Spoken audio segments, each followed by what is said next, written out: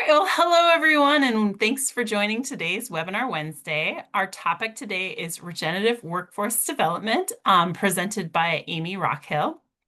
Amiee has nearly 20 years of experience in the field of public health, ranging from inspections and case management to policy development and grant writing. She holds a BA in psychology and an MS in earth and environmental science. She currently works as the health services manager for the city of Arlington, Texas, overseeing the city's consumer health programs. In addition, she's a contract instructor for FEMA and the commission officer for the FDA's vape program. Her personal areas of interest include environmental justice and public health policy. So just a couple notes too before we turn it over to Amiee. If you have questions, please put those in the Q&A. And if you have any comments or things throughout the presentation to interact, please put those in the chat. We will be sending out the slides after the session. So there are some links that it will be useful. So please feel free to know that those are coming your way after this. So with that, I'm going to turn it over to Amiee. Thank you so much, and welcome to everyone. I appreciate everyone attending today's webinar. I am going to talk about applying regenerative agricultural practices to workforce development, which may or may not be a new concept for some of you.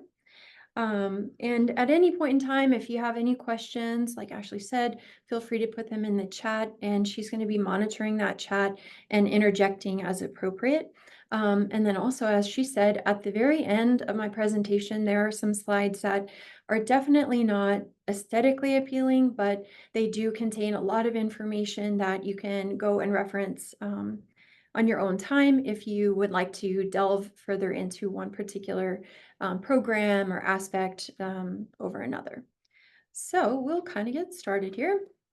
What is regenerative agriculture? So regenerative agriculture is a set of management practices that are designed to restore the land, increase yields, and protect human, animal, and ecologic health.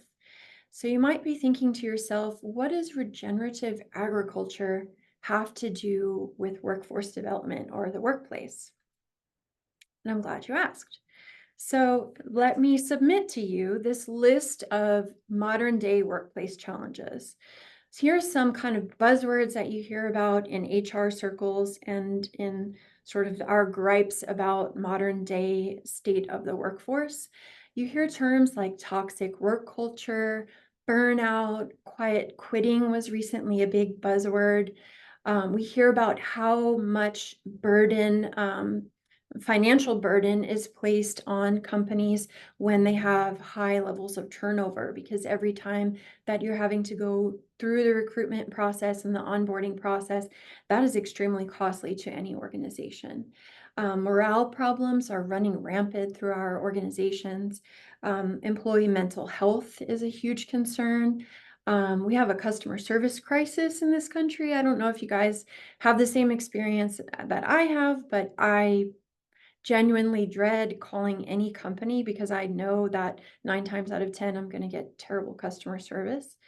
Similarly, the way that we engage with one another in the workplace, so that internal customer service has also sort of bottomed out with even just people in your own organization not returning emails or phone calls, etc. We have concerns with low productivity overall, vastly underqualified candidates. So I just recently read or heard about a trend with Fortune 500 companies instituting a policy of basic competency screening as part of their interview process, because they're finding that so many people are coming out of college with degrees that they have obtained using AI and Google, and that they actually don't have the skill set needed for some of these jobs that companies are trying to fill. We also have generational clashes. So you've got the millennials versus the boomers versus Gen X. And, you know, this debate goes on and on about who sucks more, right? But we're all trying to work together, and we're all trying to make it work in these challenges. And then general employee disengagement. And so if you have just one disengaged employee, their studies show that that individual can really tank the morale for the whole team. And I don't know about you guys, but I have actually experienced that both as a supervisor and as with just colleagues. So I submit to you these challenges to say, looking at these kind of buzzwords and phrases that we hear about, you're seeing some things that have crossover with an agriculture component. So productivity. So if you're a farmer or a rancher, are you going to be concerned about low productivity? Yes, you are. The word toxic meaning not conducive to life, poisonous, not a place where you're going to be thriving. We don't want a toxic environment in our ag setting, and we don't want a toxic environment in our work setting. But maybe these challenges are presenting themselves to us because we're operating from an exploitive management style. So our workplaces are misaligned with human nature and our need for community, for purpose, and for meaning in our work.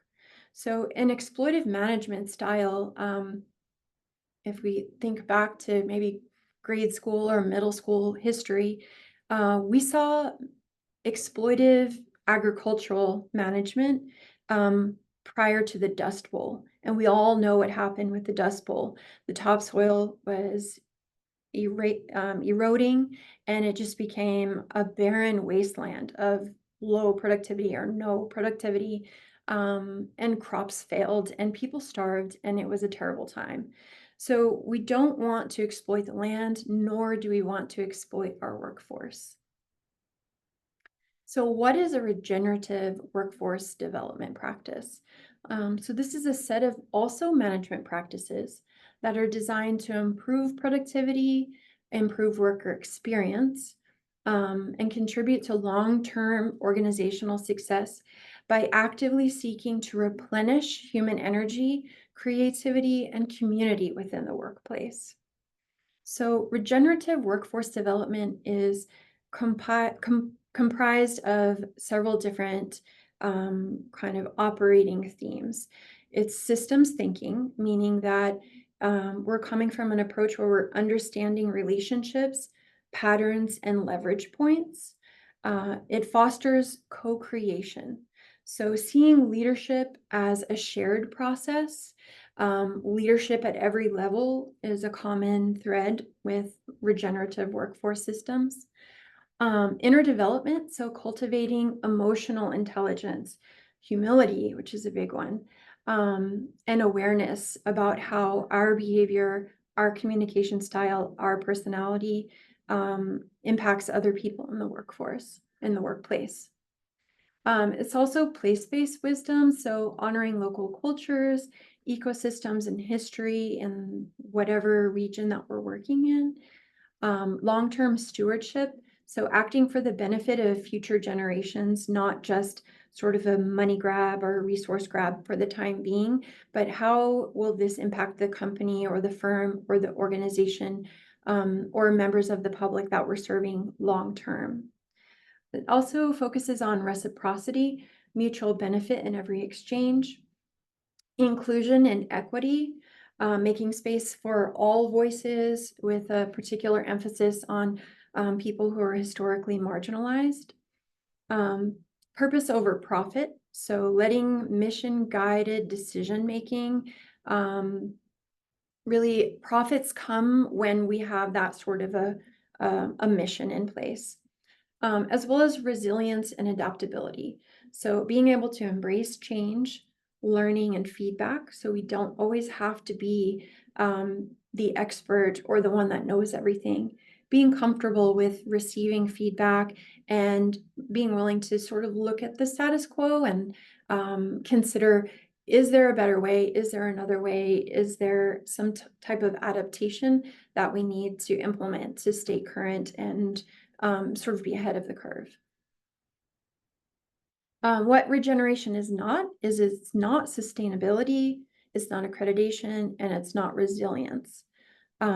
So oftentimes sustainability and resilience go together with regeneration, but I want to sort of clarify why those are not the same thing. So when we talk about sustainability, we're really talking about focusing on sustaining what we have. So making sure that things do not progressively get worse. Um, so sort of a wash. We want to make sure that we're having that sort of baseline. Resilience is more disaster recovery oriented. So resilience is what we want to have so that when a problem happens, we can rebound or bounce back to where we were prior to whatever incident.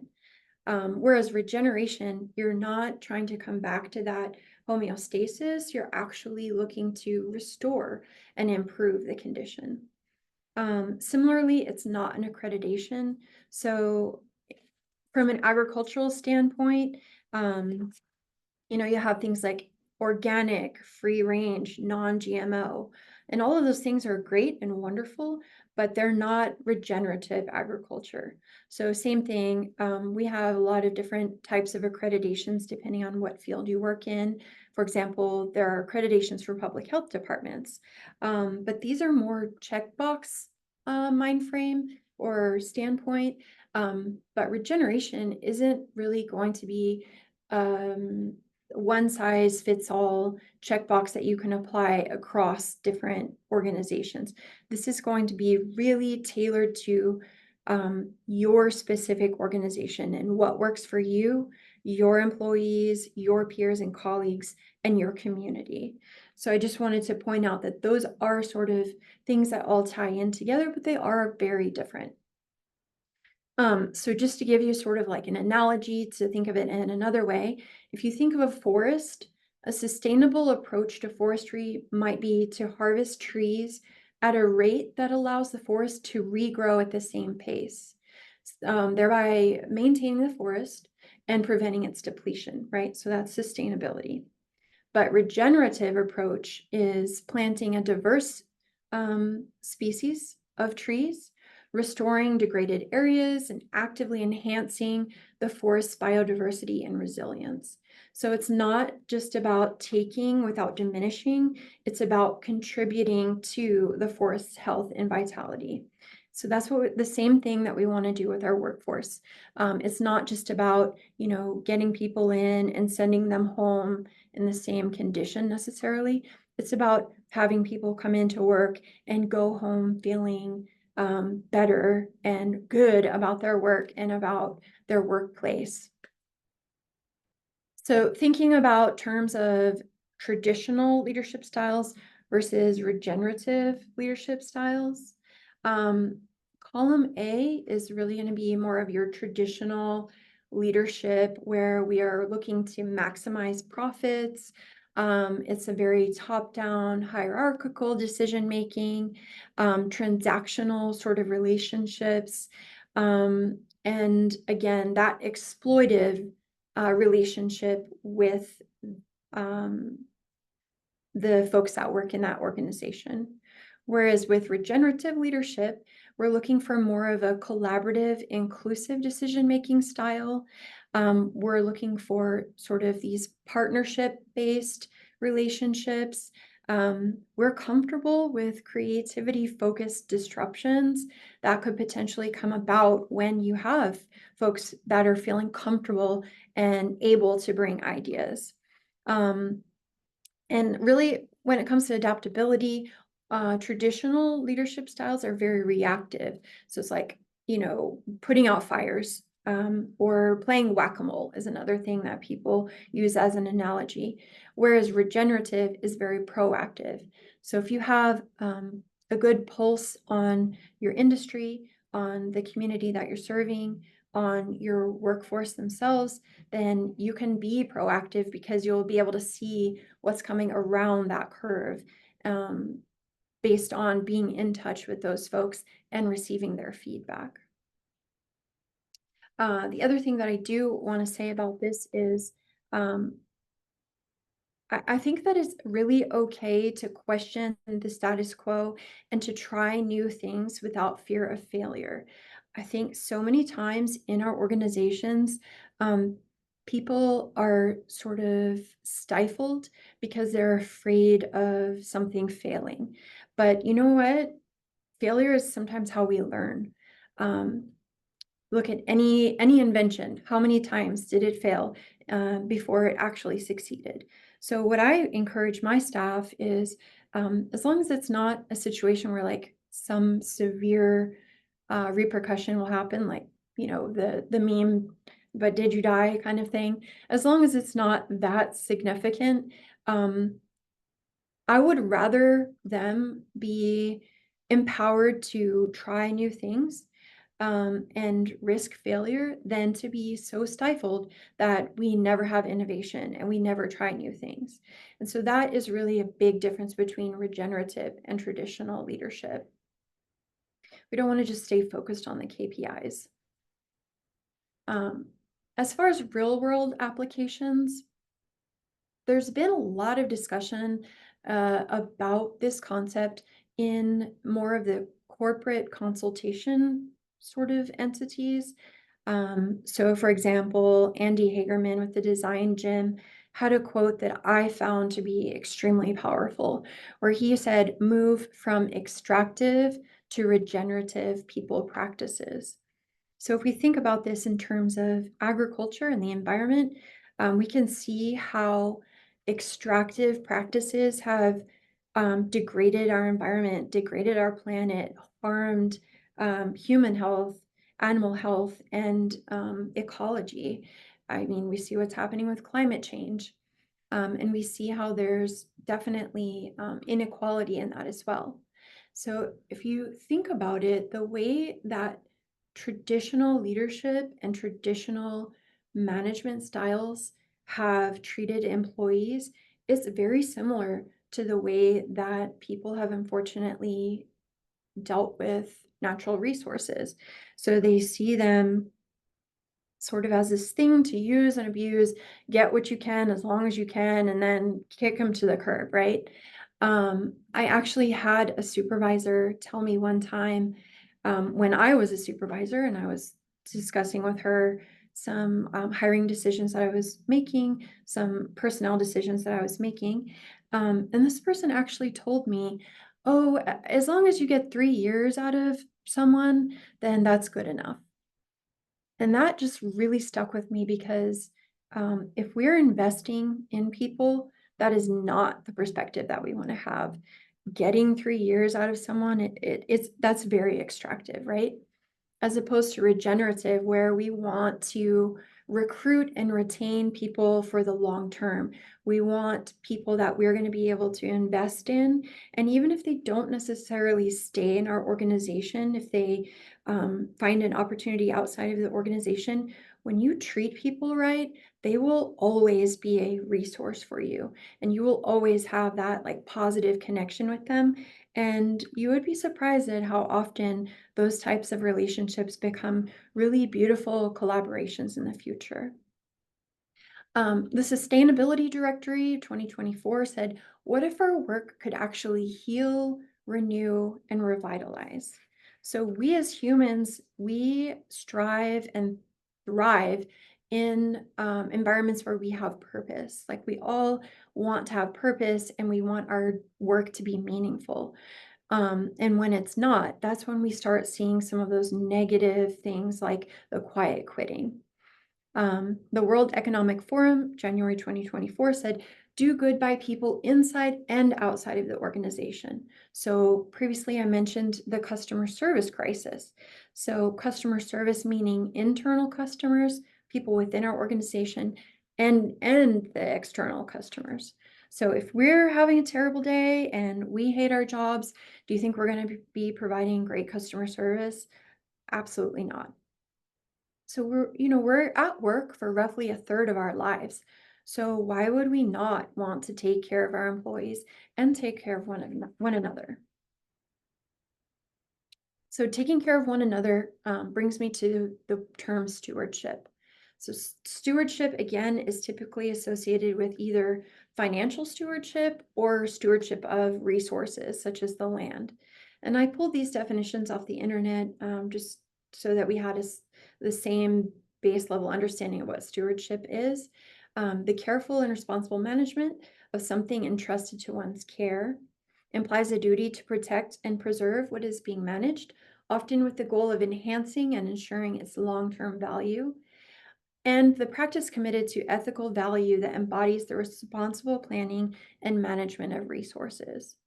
So, what really stands out to me about the term stewardship is really this is about protecting, not just protecting, but also enhancing our most cherished resources. So, in terms of agriculture, that would be our land, right? Preserve, enhance, protect for the long term.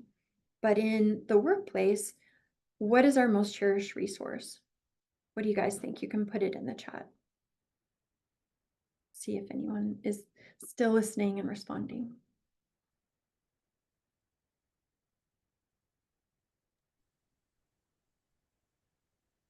We've got someone saying personnel, Personnel, 100%. people, employees, human capital. Human capital. I love those answers. Yeah. So notice none of that has anything to do with KPIs. Are the KPIs important? Do we have to appease the shareholders? Do we have to make sure that we're meeting our goals and completing the work that has to be done? Yes. But our most cherished resource in any organization, whether it's public sector, private sector, it doesn't matter what industry, is the people. And I know we live in a day and age of AI, and everyone's like, oh, we'll just replace the people with AI. But at the end of the day, it's still people, and people still crave interaction and like quality, quality interaction with other human beings. Nobody wants to work in a place where everyone is miserable, and no one really wants to just work with a bunch of AI bots. I mean, I don't know about you guys, but every time that I have an interaction with these things, I just think like I've seen this comedian do a skit about how every time when he calls a company and he gets the AI voice, he's just immediately triggered and just starts screaming into the phone like operator or person or and I do feel that way, and I feel like a lot of people feel that way. I would much rather, if I am on the phone with someone and I um, have like a very warm um, business conversation with a real person, I come away from that company with a much better impression than if I am talking to someone that is miserable at their job or just some computer person, right? So back to the stewardship issue. Stewardship has to do with the energy flow, the water cycle, the nutrient cycle, and the community dynamics. And these are the 4 ecosystem processes that are found in ag, but I want you to kind of imagine with me a shift where we're looking at our workplaces as an ecosystem, right? So if we think about energy flow in an ag setting, the energy flow comes from the sun through producers and consumers. There is energy loss at every step. And we can relate that to an organizational culture. So here's just a graphic of what that looks like. So you see the sun is really bringing that energy into the environment.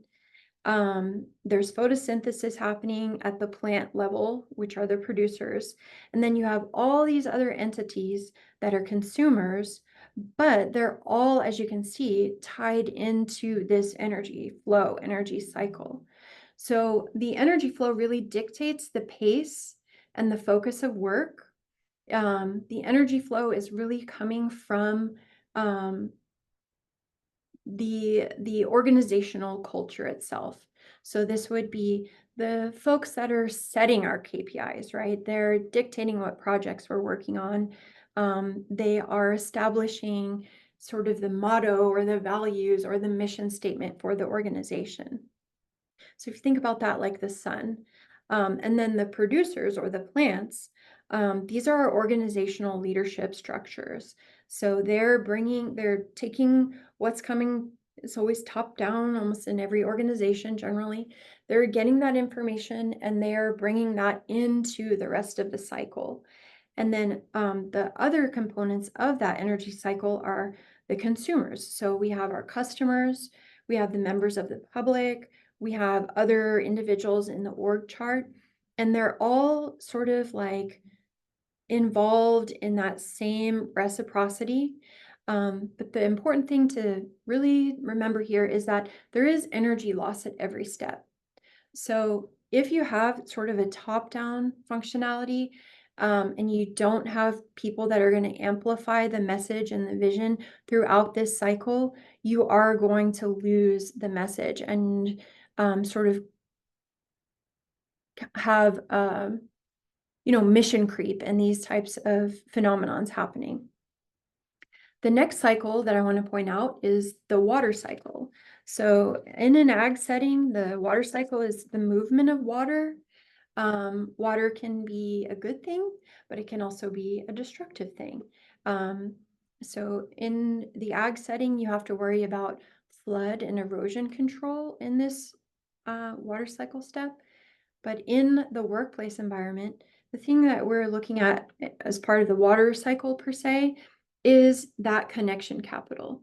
So connection capital is really the movement of thought through an organization by pre-established relational trust, psychological safety, and real-time feedback.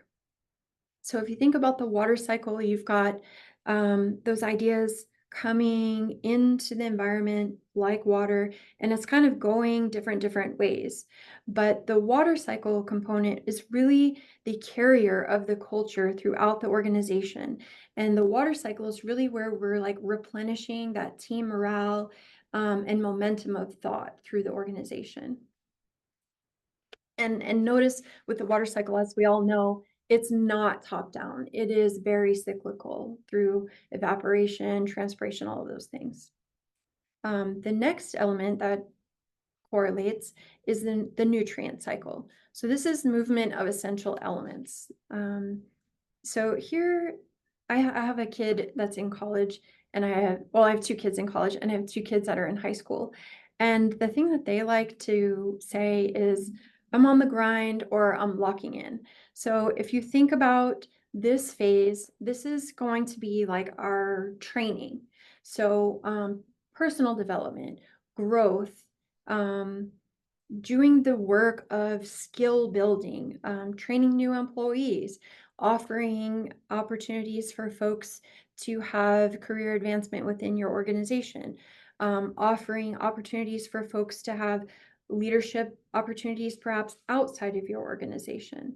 So the nutrient section is where we are really putting in a lot of effort to locking in and doing the dirty work, for lack of a better term. And then lastly, we have our community dynamics. So in the community dynamics in an ag setting, this is where you're going to have things like companion planting, where you're planting two different types of crops together so that they can interact with one another. Maybe one plant replenishes one type of vitamin or mineral that the other plant extracts and needs. You also have these concepts like letting fields lay fallow to kind of recover the quality of the soil. And then, of course, the interactions of the actual biological community itself. So again, you can kind of see here where we've got all of these different elements that are improving the environment and the overall dynamic of productivity in that plot of land or that ranch or that farm. And what that looks like in a workplace setting is when you've got diversity of lived experience and diversity of thought, and all of those folks come together, and you've got one person's weaknesses being someone else's strengths and sort of kind of balancing each other out. This is where you really reach those flow states of high performance. So in agriculture, if you continually plant the same soybean crop in the same plot of field of dirt year after year after year, you will continue to see your yield go down. You will continue to see the productivity of that crop go down, which is why farmers mix it up a little bit. They'll plant soybeans one year, corn the next. There's also practice now where they're actually planting trees in areas instead of just making completely flat fields. They're planting trees in and around the barrier of that to help with like flood control and erosion and things of that nature. So again, like I know we're living in a time where it's sort of diversity is becoming almost a dirty word, but we are really better when we are diverse, and we are really better when everyone is comfortable um, expressing their opinion and being heard and being seen and being considered in the workplace. So what we want to really do, again, like I mentioned, regenerative workplace planning is really so individualized and so tailored to your industry, your region. Right now, we're living in a tough political climate for those of us who are working in public health. Budget and resource constraints. What is the organizational history like? How on board can you get management? Strengths and weaknesses of your team and also of yourself. So we talked earlier in the presentation about, um, you know, being self-aware is super important. Um, so just like farmers have to know the geography, the climate, and conditions of their land, we have to understand the ecosystem that we're working within. So some things that you might want to consider implementing is like these personality tests. One that I've done myself that I thought was very interesting is called the DISC, DISC. It's a DISC personality assessment, and it basically helps you understand like where your strengths are, where your weaknesses are, what your communication style is. And when you take these types of assessments with your team and with your group, you come to know what their communication style is as well, so that you can learn tips and techniques to not trigger them, and communicating something to them maybe too abruptly, or like how to be successful in those communications and partnerships. You can also learn about what motivates people, their particular interests and aspirations. All of these things are extremely important to better serve your colleagues, your peers, and your employees. So workforce design actually comes from a number of um, sociology, psychology, sort of HR type fields, including ecologic economics, project management, organizational psychology, and systems theory. And again, the rest of this presentation is going to have a lot of links, but here is a link to a scholarly journal that I found that I thought if you would like more information about this and actual application that you can put into practice, this is a great article to start with because it sort of gives the history about where these concepts came from. So they're not new.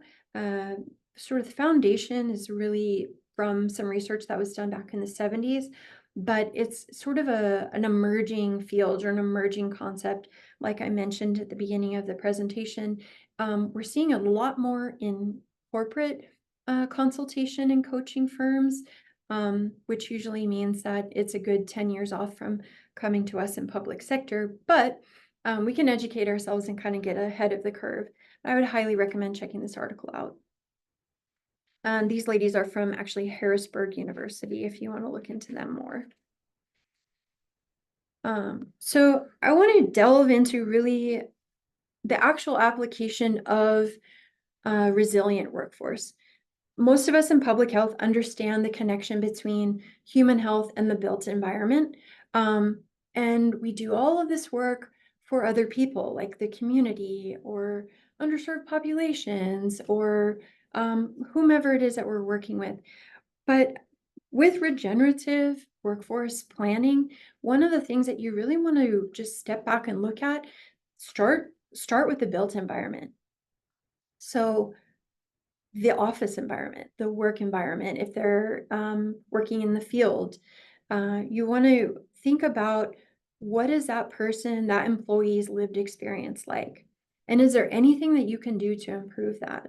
So, for example, the lighting in the office, the temperature of the office, indoor air quality, ergonomics. Is it highly cluttered? I know on my team, every quarter, we take a couple of hours and we make sure that we clean our workspaces. And my employees also have vehicles that they're working in all day, every day, basically mobile offices. So we make sure that they get car wash tickets and they go and they get the car deep cleaned and washed, and they clear out all of their myriad junk that piles up in the cars, which I know what it's like to have a mobile office. I've been there and done that. Um, Paying attention to noise. Do you have creature comforts in the office? So is there a coffee area? Do you have maybe an area where people can go and quietly take a call if they need a little bit of privacy? Really paying attention to the details of the built environment where people are coming and working 40 hours, sometimes more, every day or every week. Does it reflect your organizational values? So one thing about my office that really bothers me, that I have not been able to get change happening on this yet, but we don't recycle. And to me, this is like so bothersome, because I literally have to take items home with me to recycle them. And when I see like paper or just any recyclable material just being dumped, it just gives me like a bad feeling, you know? So making sure that if you're able to make those changes and align your organizational values with the values of the people that are working there, that you do that. Another example, like the indoor air quality issue. So those of us who work in public health, we know indoor air quality can be some of the poorest of all air qualities. So what I have done is I've purchased air filters for different areas where my staff work. And is it a small thing? Yes. But is it a big thing? Also, yes, because it's demonstrating that, um, I care about their health and I care about them working in a healthy environment. At the end of the presentation, there is a link to a couple of interesting articles that talk about the built environment and the way that that impacts people's productivity, the way they feel about their workplace, and actually their physical health. And in those articles, there's some mention of the fact that plants in the workplace have been proven, study after study, to improve productivity. And the studies indicate by up to 15%. Just having like a bit of green in the workplace contributes to people's happiness and productivity. Also, tying back to the indoor air quality, there are certain indoor plants that can help improve indoor air quality. The articles also mention the colors that are in the built environment. So low wave hues like blue walls increase productivity and concentration. Yellow, which is a medium wavelength color, has been found to inspire creativity and happiness. Red hues are high wavelength hues and can raise energy levels. So maybe think about that. If you're working in a municipal building like me and everything is this horrible shade of gray or eggshell white, like that can get a little bit depressing sometimes, especially if you're living in a climate where, winters are cold and the daylight hours are short. So any small things that you can do to make the lived experience of your employees better, like do those things, even if it's just a, hey, let's have a spring cleaning day. Um, Sort of along those same lines, the work-life balance issue is a huge, huge topic right now. And it is also sort of like a point of differentiation between those generations that I mentioned in the beginning of the presentation. So there's some folks that think work from home is the absolute abject worst thing you can possibly have, while other people will literally quit a job or not take a job if they don't have work from home options. So consider what is attainable within your organization based on the buy-in that you could have from upper management. If you can do work from home, why would you not? If people are still productive and still meeting their productivity expectations and they're doing that from home, why would you not do that? Like it's cutting down on pollution, it's cutting down on commute stress and time and money. And in the cases where people have children, it means the world to them to be able to be home when their child comes home from school, even an older child, and they're not going to be taking away from the productivity of that employee. It's just, hey mom, like I'm here. I'm your parent and I'm here when you come home from school. Similarly, flexible schedules is really a big thing in more so the private sector and job sharing as well. But I really think we need to get innovative with scheduling and with job sharing, especially for like working parents, for example, or retirees who maybe can't fully retire. They just want to work part-time. Um, but they still have a significant amount of institutional knowledge, skill sets, and can be excellent contributors to an organization. So maybe get creative there. Non-monetary compensation or benefits. So people always joke about the pizza parties, but like maybe your team really likes pizza parties. One thing that I will remember from early in my career is I had a supervisor that gave me like a paid day off for doing a great job in a particular case that I was working. And that really stuck with me. That was something that was within his control as at the supervisory level, and that was something he chose to do. Leadership at every level. So we talked about that, like not just making these lateral decisions, but getting feedback from folks. That really goes a long way with getting buy-in and getting people to be having that shared ownership of the mission, which is another one of the bullet points. Giving people the ability to have autonomy and empowering them. Like if you hire someone with this skill set and you train them and you expect them to perform that job, like empower them to do that job. Once again, like people should not be deathly afraid of making a mistake, because how else will we learn? How else will we move forward? Another thing that I have actually also had to do is matching people's skill sets with their individual needs. So within our job descriptions, we have this like range, especially so my employees are environmental health specialists. We have a huge range of skill sets and tasks that are in our job description, but that doesn't mean that every single employee has to do every single thing, maybe necessarily. So I've been able to match up people's skill sets and their interests with the programs where they want to work. And it's actually led to, I would say, like increased job satisfaction with those folks. I'd like to recommend a book to you guys. There's a book called Give Them the Pickle by Robert Farrell. And basically the Give Them the Pickle book is really a customer service book.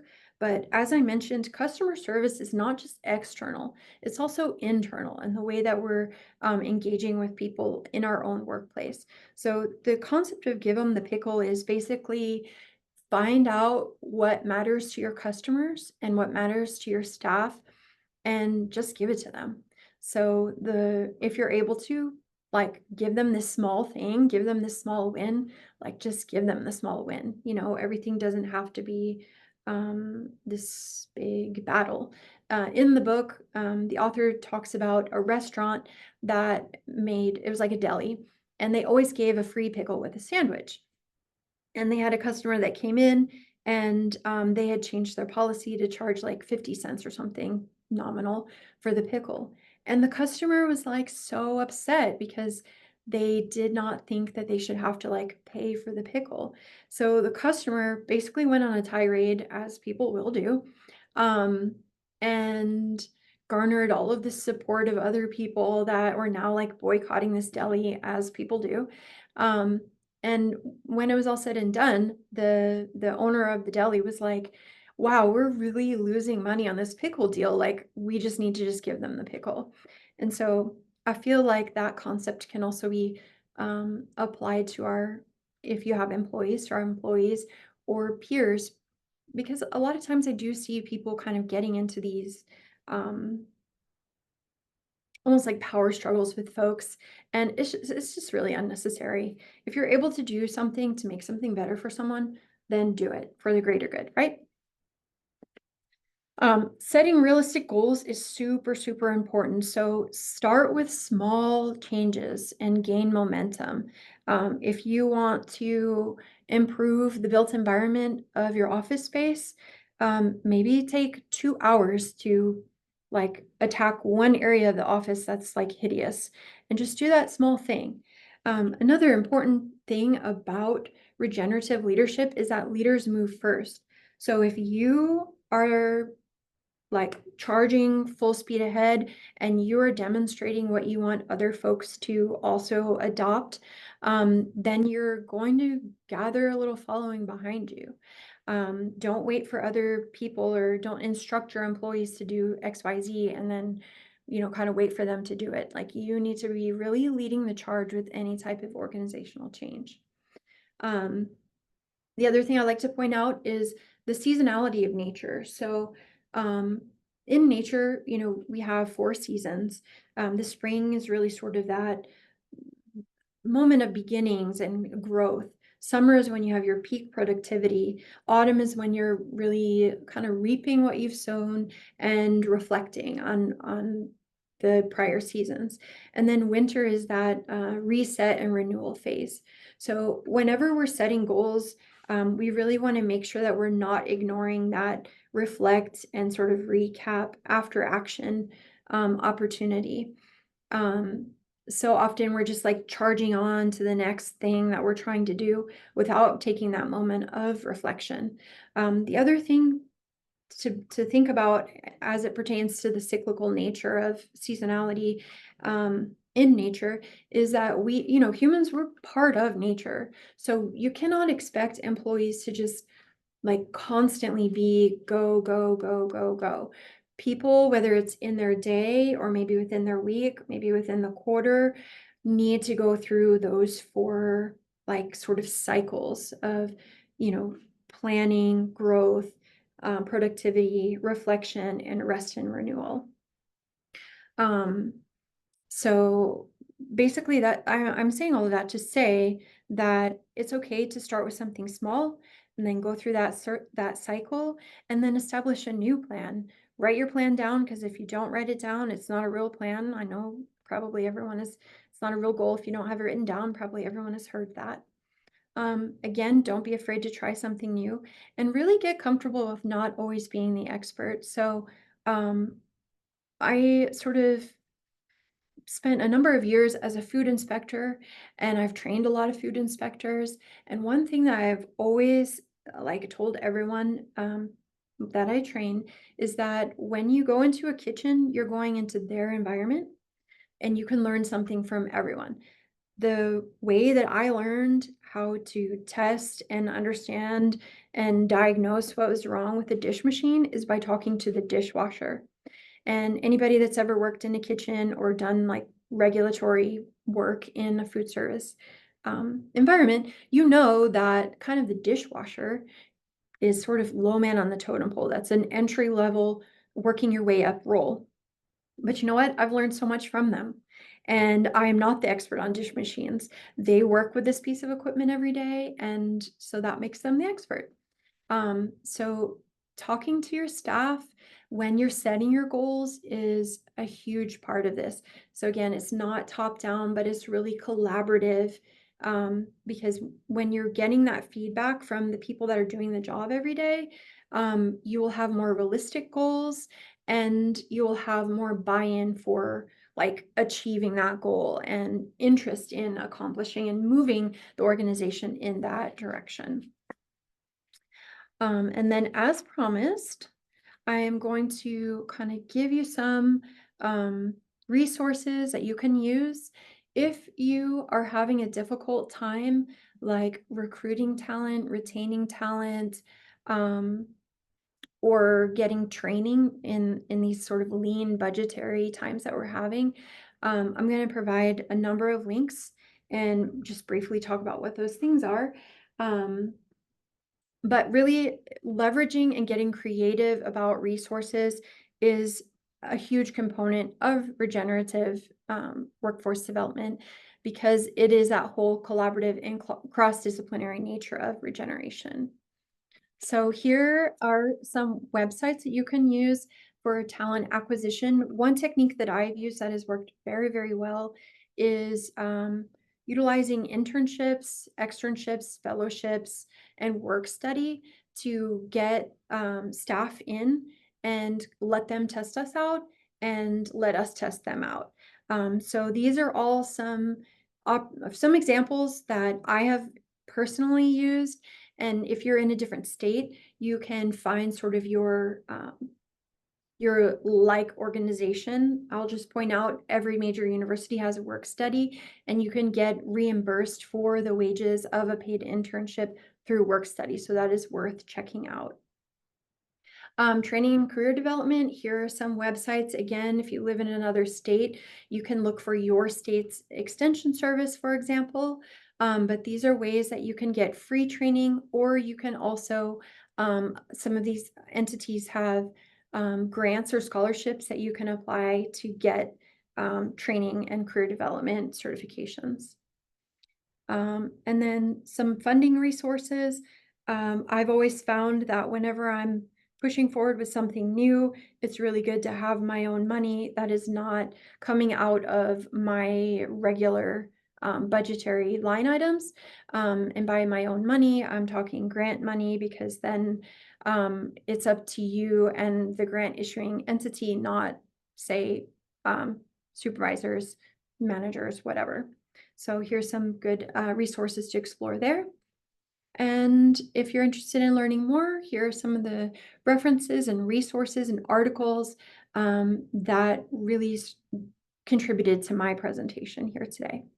So at that point, I'll wrap it up and open up the floor to any discussion, input, ideas that maybe I didn't get to, or questions. Yeah, thank you so much. So you can put your questions in the Q&A section. I'm also monitoring the chat, so if we get some there. Amy, we had a couple of comments, and I wanted to share that as we wait for um, some questions to come in.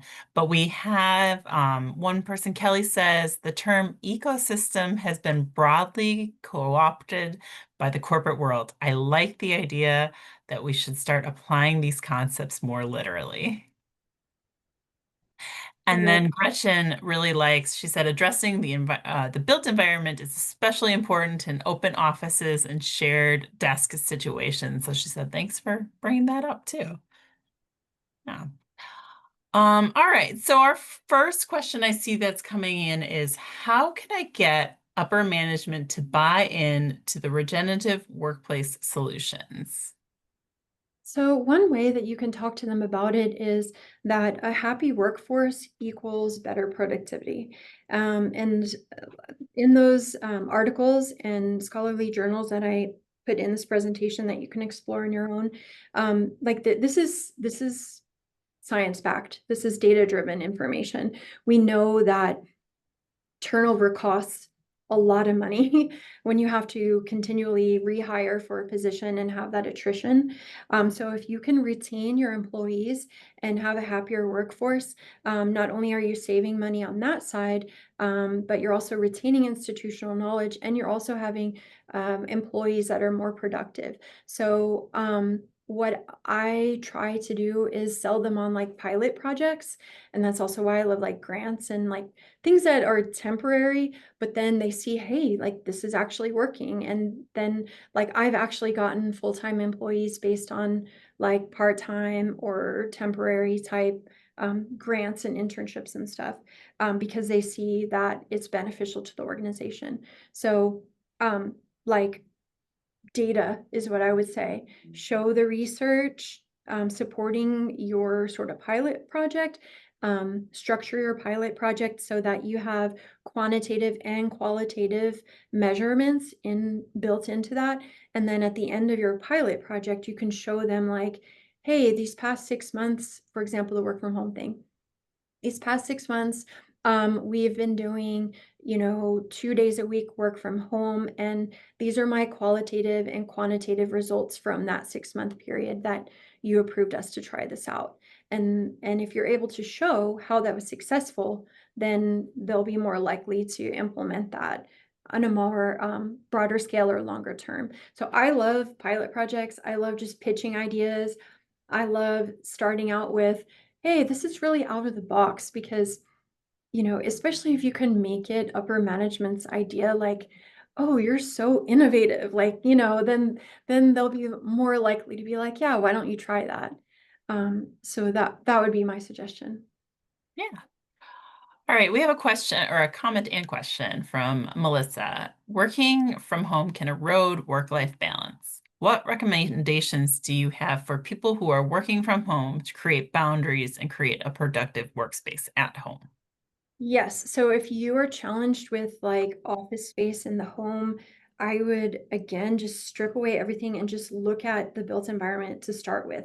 So, is there a way that you can maybe put up one of those room dividers or some other physical delineation between your work life and your home life? Because it does become very invasive. And you're just never not working, right? And then the other important thing about that is setting boundaries. So if your work schedule is 9 to 6, for example, um, letting other people know that you are not available outside of those times. That way they can manage their expectations.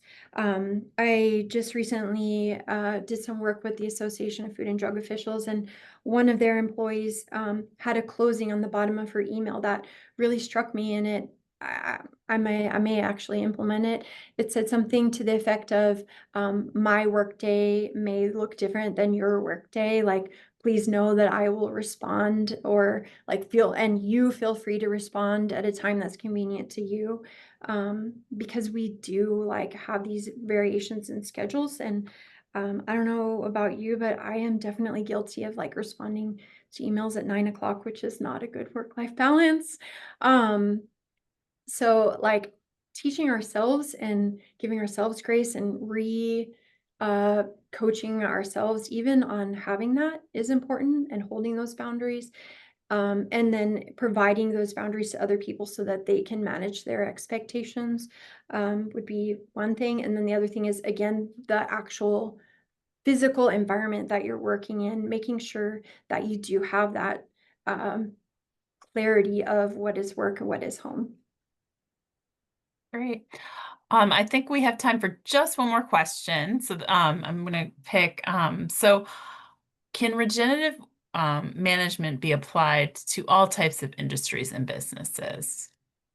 Yes, 100%. So a lot of the articles that I did come across when kind of fleshing out this idea a bit more for the presentation were coming out of, like I said, corporate culture, particularly finance, manufacturing, and IT.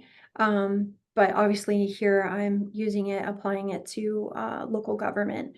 So I do believe that it has cross-disciplinary application. Great. All right. Well, I think that is all of our questions for today that we have time for. I want to thank all of our attendees for being here today. I hope this is a very interesting subject to you all. Amy, thank you so much for presenting on this. I think that it's so useful and interesting information that you've shared with us all. I will be sending out the recording and the slides for you all tomorrow. So please expect those by tomorrow. And yep, we hope you enjoy join us next month for our next research or webinar. The webinar is on recertification. So if you have any questions about that, please feel free to come and know how to apply your credits so that you're making sure that you're staying up with your certification. So with that, again, thank you to Amy and for all of you for being here, and I look forward to seeing you on a future Webinar Wednesday. Thank you. My pleasure. Bye-bye. Bye.